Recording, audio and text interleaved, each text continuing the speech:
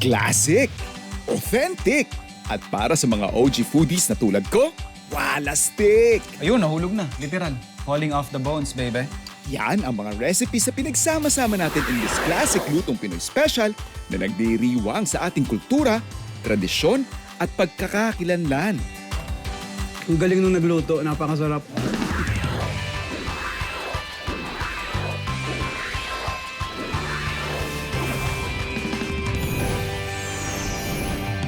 Nagpaluto talaga ako ng tinola para sa'yo. It's a 300-year-old Filipino dish na nabanggit pa sa mga obra ni Gat Jose Rizal. Ang una sa ating classic lutong Pinoy special, tinola. So, we brown our meat.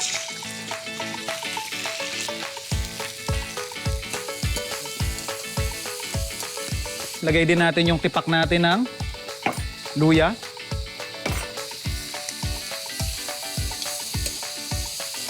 Then slice na lang din natin yung ating papaya. Ito kung hindi nyo trip, sa akin naman nilagay ko lang to just to give a different flavor and more for presentation, yung ating red bell pepper. So once na na-sear na natin yung ating pato or bibe, ito na yung ating stock. Timplahan natin ng patis. And yung ating tanglad. So pakukuluin lang natin to on medium heat. Actually more of simmer. And then saka natin ilalagay yung iba pa nating ingredients. Balikan natin to siguro more or less mga after an hour and a half.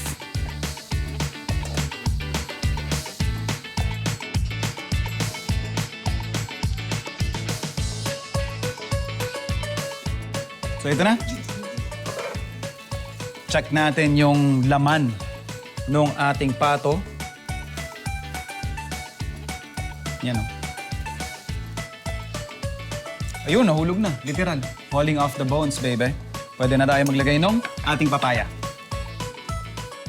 And then, sasabay na natin dito yung buli or patani.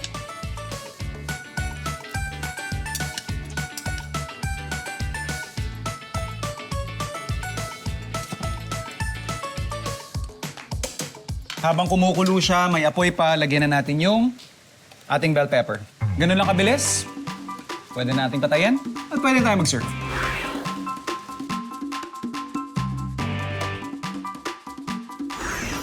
Oras na para sa isa na namang edition ng Fresh Farm Facts. This week, ang mga food explorers naman ang bibigyan ko ng pagkakataon na magbahagi ng kanilang tips. Paano nga ba sila nagtitipid sa panahon ng krisis? Si Marizelski Fernandez ay nagdadayat para makatipid. Less kanin at more protein. Si Kit Carpio ay gumagamit ng induction stove sa pagluluto para makatipid sa gas.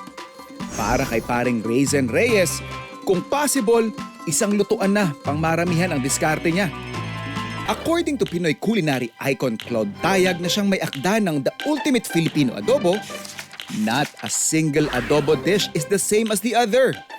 Every generation creates their own tradition, and food connects generations. Kaya naman kahit classic Pinoy dish ang adobo, kanya-kanya tayo ng interpretasyon sa pagluluto. Para kay John Vic de Guzman, health reasons ang dahilan kaya ang kanyang choice of protein for his adobo dish ay tofu. Natikman ko siya somewhere and nirecommend sa akin ng co-actor ko. And ang masasabi ko dito, bukod sa masarap na, healthy pa. Yan, itatabi lang muna natin tong bawang. Kasi may bawang na gagamitin natin for marinate and may bawang naman na gagamitin natin for fry. Dito naman tayo pupunta sa mushroom. So kukuha lang tayo at ipe-press natin. Tsaka natin hihiwain pero hindi natin itatapon yung pinagbabaran or yung sabaw ng mushroom natin kasi gagamitin din natin siya mamaya sa panlasa.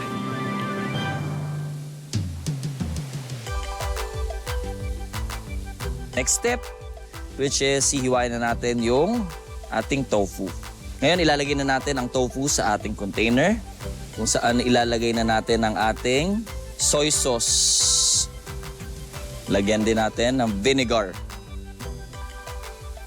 Idadagdag natin syempre ang 4 na pirasong dahon ng laurel, yung ating kalahating minced garlic, and syempre ang black pepper. Hahalu-haluin lang natin. Itong kaninang pinagpigaan natin ng mushroom at yung sabaw niya, ihalo natin para mas maging malasa siya. Marinate natin for about 30 minutes to 1 hour.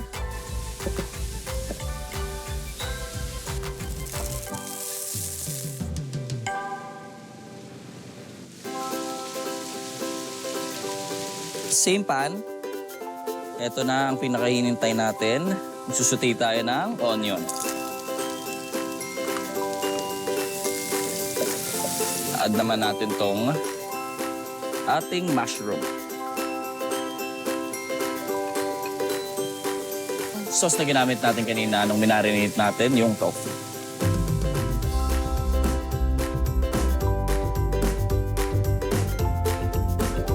Adobong tofu with mushroom. Masasabi kong talagang masarap. Solid. Para naman kay Aaron Villena, ang nagpapalinamnam sa kanyang adobo ay lime soda. Yan. Ito, hintayin lang natin until mag-golden brown yung pork natin para talagang masigurado natin na maluluto yung meat. Medyo golden brown na, so we'll put the soda and the soy sauce. Pepper and salt. Siyempre yung dahon ng laurel.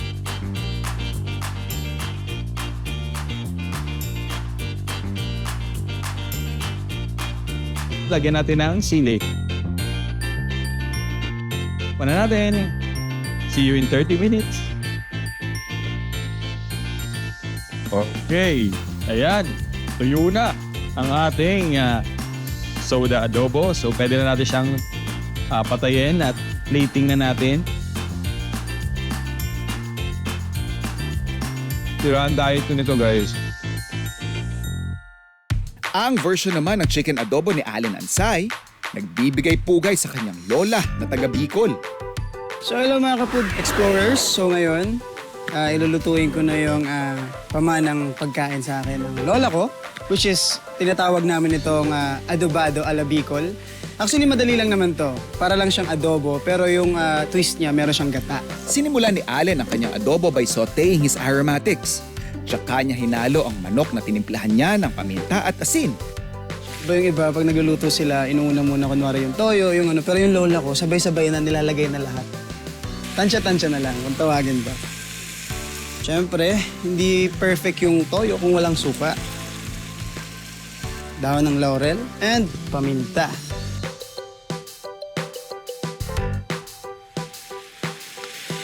Ilalagay na natin yung gata.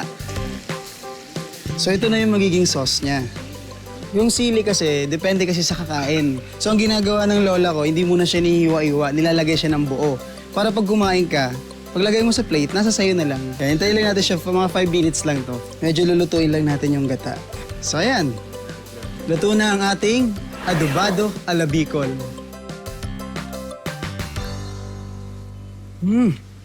Ang galing nung nagluto, napakasarap. Mechado, afritada, menudo, kaldereta. Magkakaiba man silang putahe, may isang sangkap na nag-uugnay sa kanilang itsura at lasa, ang tomato sauce. As our classic Lutong Pinoy Special continues, savor the flavors of tomato-based dishes. Pero bago tayo magluto, let's set the record straight.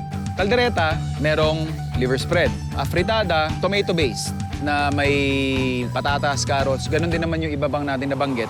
Menudo, may hotdog, yung iba may pasas. Mechado naman, ang pinakamadaling ma-differentiate kasi mas darker yung shade nito. Tipak-tipak ito. And ang marination kasi nito is toyo at kalamansi. Ngayong nakapag-review na tayo, we can proceed with our first dish, mechado. So we have our chunks of beef. Kagaya ng sabi natin, soy sauce, and calamansi juice. So we're just gonna massage yung ating meat. Kukot lang natin doon sa ating calamansi and soy sauce marinade. Ideally, you'd wanna marinate this for at least 3 hours. Siyempre, onions. Then yung ating garlic. Hot pan. Sear muna natin yung ating beef meat.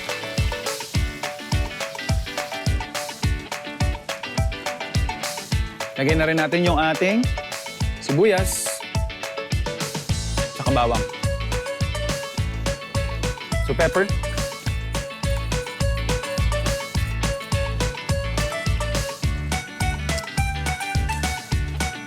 Lagay lang natin yung tomato sauce natin. And we will bring this to simmer. Tapos prepare na rin natin yung iba nating gulay.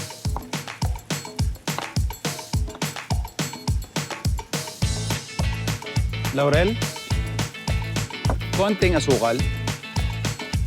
At syempre, yung natira pa nating marinade. So we'll just simmer this, slow cook this. Since beef cut ito, more or less mga 1.5 to 2 hours natin siyang palalambutin. Balikan natin, saka natin ilalagay yung mga gulay.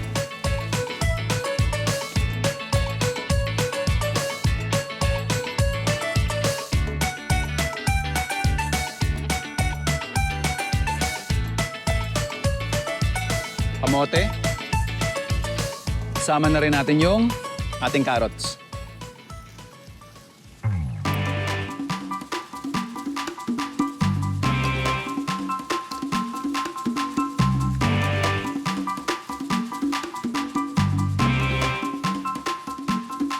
Our bell pepper. Pwede tayo mag-serve? Na-defrost mo na ba ang baboy galing sa ref? Perfect! Because next up, gagawa naman tayo ng afritadang gulay at baboy.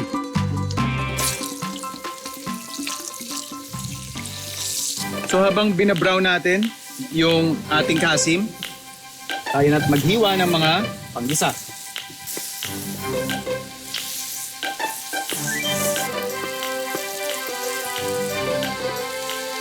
Sibuyas.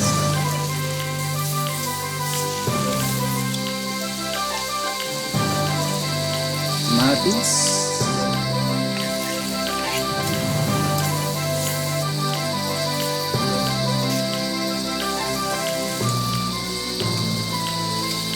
Season natin ng patis. And yung ating tomato sauce. Buhusan lang din natin ng stock. So hayaan lang natin ito mag-simmer hanggang lumambot yung karne. Prepare na natin yung ating kamote. Yung ating bagyo beans naman. Ayan o, naglalaro na yung sarap nung lambot ng ating taba. Perfect para ilagay na natin yung ating kamote. This would cook siguro 6 minutes. And then ihahabol na natin yung iba pang gulay.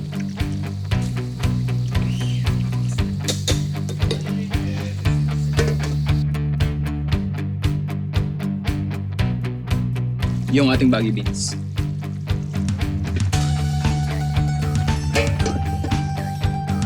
So luto na yung ating baboy, yung ating kamote, tsaka yung ating bagyo beans. I-finish lang natin with our pechay.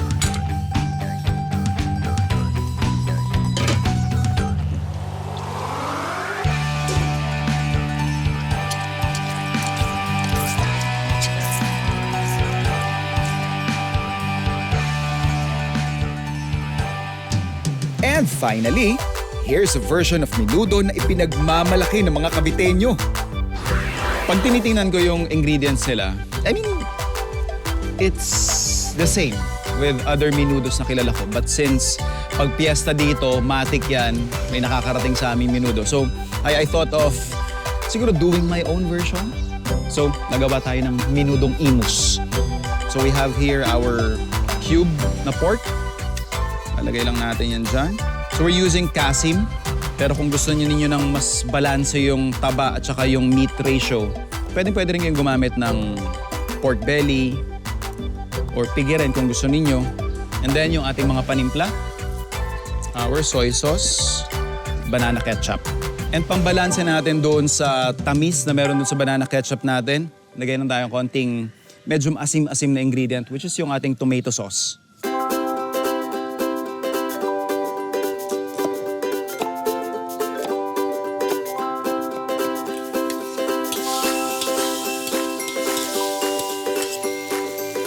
Susunod natin yung ating atay.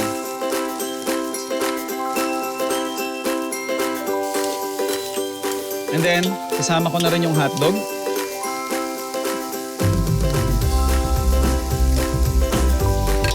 We will set this aside kasi mamaya pa natin sila ibabalik pag tatapusin na natin yung dish. Lalagay lang natin yung ating carrots at patatas.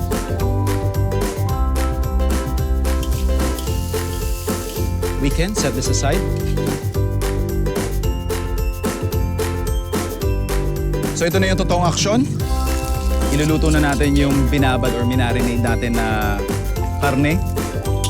Unahin natin yung ating sibuyas, bawang at celery.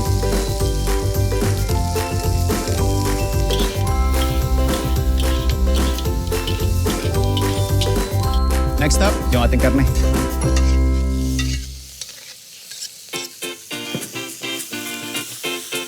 Lagyan na natin ng tubig or kung meron kayo nakatagong stock dyan, better. And then mas marami pang tomato sauce. And then, paminta of course. At para ma-rehydrate yung ating raisins, ilalagay ko na yung iba dito sa part na to. And we will finish our dish by adding in yung ating liver spread. Ibabalik na natin yung parang pinaka-garnish natin, yung iba pa nating components.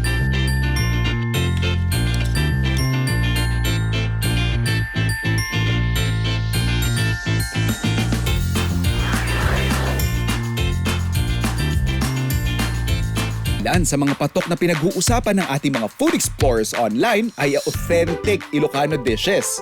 Kaya naman gumawa tayo ng isang special yampaylation ng masasarap na pagkain galing Ilocandia. Unahin na natin ang pinakbet. May mga key elements kung ano yung nagpapa quote-unquote authentic. So para dun sa mga purist ng Ilocano cuisine, ito po yung para sa inyo. Correct nyo ako kung mali ako, agree rin kayo kung tama ako. Kailangan kapag nag-i-Ilocano pinakbet ka, ang pinaka-critical dyan is yung pangpalasa. Hindi tayo gumagamit ng alamang or bagoong alamang. Ang ginagamit natin, bagoong isda. So, isa yan. Pangalawa is hindi tayo gumagamit ng kalabasa. So, Tagalog version daw yon, Tagalog interpretation yung pinakbet na may kalabasa. Sa amin, any other root crops kagaya ng kamote. So as far as I know, yun yung mga key characteristics ng, again, air quotes, authentic Ilocano pinakbet. For this recipe, naghiwa lang ako ng kamatis at nagpitpit ng luya. Sunod naman ay sibuyas, which is an optional ingredient. Naghiwa rin tayo ng ampalaya, kamote, talong, okra at palang. So ready na rin yung ating palayok. Unahin natin syempre yung ating kamatis. Lagay natin yan sa pinakailalim kasi we're building flavors, so we're layering the ingredients. Lagay na rin natin yung ating luya at ating sibuyas. I would prefer na haluin natin ito kasi lahat naman sila nasa ilalim at saka ito yung aromatics natin. Yan yung para magdadala nung lasa nung magiging pinakasarsa ng ating pinakbet. After nyan, yung ating kamote, since ito yung pinakamatagal maluto sa lahat ng ingredients natin. Next up, yung ating talong, ampalaya. Halo lang natin pareho. Then next up, yung ating okra, yung ating palang or sigarilyas, yung ating sili, at syempre, yung ating bagoong isda.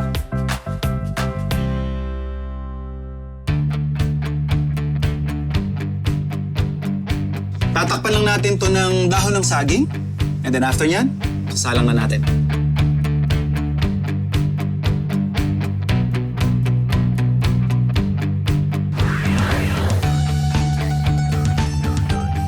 Our next Ilocano sampler ay galing naman sa dalawang versions ng Poki Poki na ibinida namin ni Chef Richard Gomez sa aming cooking collab. Talong natin, syempre kailangan natin tusukin para magpan yung air niya. pag i-grill natin. And aside from that, mas madali makaka-penetrate yung heat doon sa loob ng ating talong. Yes, chef. Naaamoy ninyo kung ano yung kwan. Siyempre, smoky siya. So, yung kailangan talaga sa poke-poke, yung smokiness niya para maging masarap. Put your grilled eggplants sa isang container na pwede mo takpan. Kung meron kayong kaldero na may takip, perfectly fine. Pag wala naman, gusto nyo gumamit ng bowl, use a plastic wrap. Basically, the purpose of this is para pag naglalabas siya ng steam, the way niyang i-release naman yung balat ng ating eggplant, which would enable us to peel off yung charred na part niya while preserving yung smoky aroma na infused doon sa ating eggplant. Sunod nating balatan at hiwain ng sibuyas.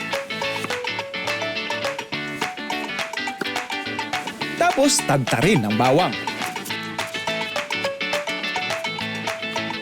So, isosaute lang natin yung ating aromatics. Of course, yung ating tomatoes, onion, tsaka garlic. Then hayaan lang natin to hanggang almost madurog na sila. Cut na po natin into chunks. Pag nakat na natin yung eggplant, lagyan natin ng egg. Tapos, i-mix lang po natin. Lagyan natin ng salt for the taste, saka pepper. Maglagay tayo ng bawang. Onion. Kamatis, tomato. Susote lang natin lahat. Para mas lalong sumarap yung minuto. Since we are turning our grilled eggplant into a soup, yan, makikita nyo hindi linis na linis yan. Hindi natin totally tinanggal yung mga charred na skin ng eggplant only because I want the broth to be infused with a deeper smoky aroma. At this point, okay na ako dun sa base ng aking soup. Kung mapapansin ninyo, makapal pa yan. Mamaya, gagamitan pa natin ng ibang liquid yan. So, let's just set this aside to cool down. Tapos, magpo-poach naman tayo ng ating itlog. So, for our parang pinaka-garnish, we will be using poached egg. Pagkatapos na masute na yung mga tomato, garlic, and onion, ilalagay na natin yung eggplant, tapos yung egg.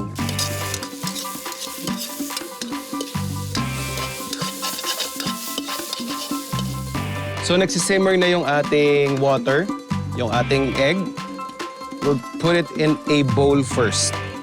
Some acid, swirling motion. Wrap natin yung egg.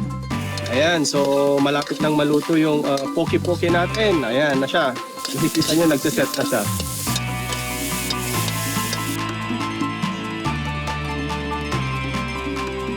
Dadagdagan pa natin ng stock yung ating poke-poke base.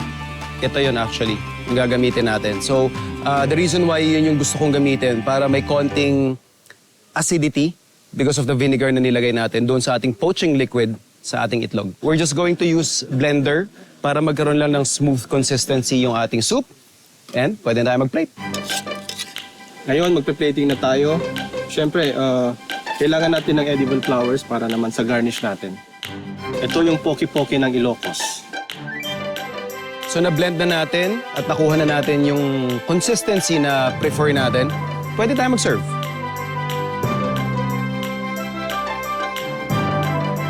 Barbecue, fried chicken at spaghetti. Ito yung mga handa na palaging present sa tuwing may okasyon sa tahanan ng mga pamilyang Pilipino. As we conclude our classic Lutong Pinoy Special, mag-ikot naman tayo sa iba't ibang lugar sa Maynila. At unahin nating hanapin ang masarap na fried chicken. Para sa ordinaryong Pinoy na walang oras magluto, Kanto Fried Chicken ang pinaka-accessible. Yung yung lasa daw, nagugustuhan nila eh. Kahit doon sa kasama, isa lang kami ng amo no dati, sasabihin sa customer nila, mas maganda daw yun sa akin. Yung timpla. Sa bandang Santa Cruz, Maynila naman, hindi magkamayaw ang pila sa fried chicken stall na Just Fry. Bakit kaya? Nakita po kasi namin sila nag-viral sa FB. No? Kasi nga po yung manok daw po nila juicy. Sabi ko sa kanila, siguro mamabablog ka kasi masarap yung timpla ng chicken mo. Sa totoo lang, sobrang rin kami, amazed kami. Thank you kami sa lahat ng vlogger na pumunta. Samantala, isang restaurant naman sa Quezon City ang may fried chicken na boneless na. Mas pinalaki pa. Nag-iisip kami ng bagong pwede namin ma-serve sa inyo. Kasi usually, ang chicken natin may buto. So, ang ginawa ko, nagkamap ako ng chicken na wala ng buto. Tapos, ganun kalaki, pang family yung size niya. Tapos, talagang good for 3 to 4 talaga yung target namin eh. Another Pinoy handaan staple is the smoky goodness of pork barbecue. At pagdating sa ihawan, hawak daw ng 2 barbecue queens ng Pasay ang corona dyan. Ma'am Susan, ilang taon na po kayong nagnenegosyo sa pagbabarbecue? Siguro mahigit na mga 25 years. Ako nagtitinda ako, almost 60 years na, isa pa rin 60 years? Yes. Nagsimula ako sa karne, sa baboy. Okay. Tapos nung bandang huli, naluan ko na ng barbecue, lahat-lahat, gano'n. From one reyna ng barbecue sa Pasay to another, kasama natin si Ma'am Danica.